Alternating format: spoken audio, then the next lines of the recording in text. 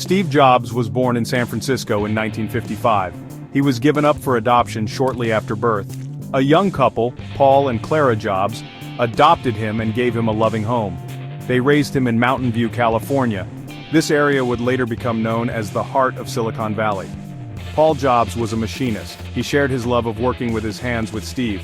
Steve spent hours in their garage workshop. He learned about electronics and how things worked.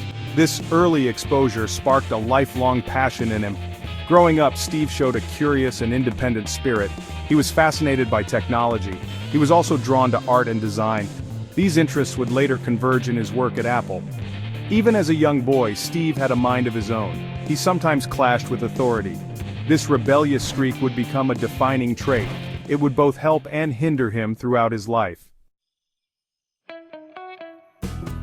Steve attended Homestead High School. There he met Steve Wozniak, a computer whiz. The two Steves shared a love of electronics. They became fast friends.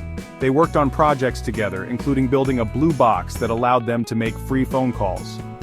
After high school, Steve Jobs enrolled at Reed College in Oregon. He dropped out after just one semester. However, he continued to audit classes that interested him, including calligraphy. This experience would later influence the design of Apple computers. In 1976, Jobs and Wozniak founded Apple Computer in Jobs' family garage. They started by selling Wozniak's hand-built Apple I computer to hobbyists. The Apple II followed soon after. It became a huge success. It helped launch the personal computer revolution. Apple's success continued throughout the 1980s. Jobs' vision for user-friendly computers changed the way people interacted with technology. The Macintosh, introduced in 1984, was revolutionary. It featured a graphical user interface and a mouse. This made computers more intuitive and accessible to the masses. However, Jobs' management style caused friction within Apple. In 1985, he was forced out of the company he had founded. This was a difficult time for Jobs, but he didn't let this setback defeat him. After leaving Apple, Jobs founded Next. It was a computer company that targeted the education market. Although Next was not a commercial success, its innovative technology would later be used in Apple products.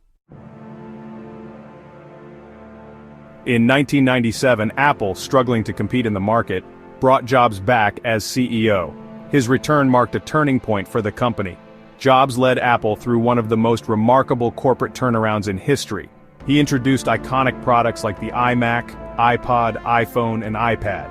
These devices transformed the way we consume music, communicate, and access information. Jobs' relentless pursuit of innovation and elegant design made Apple the most valuable company in the world.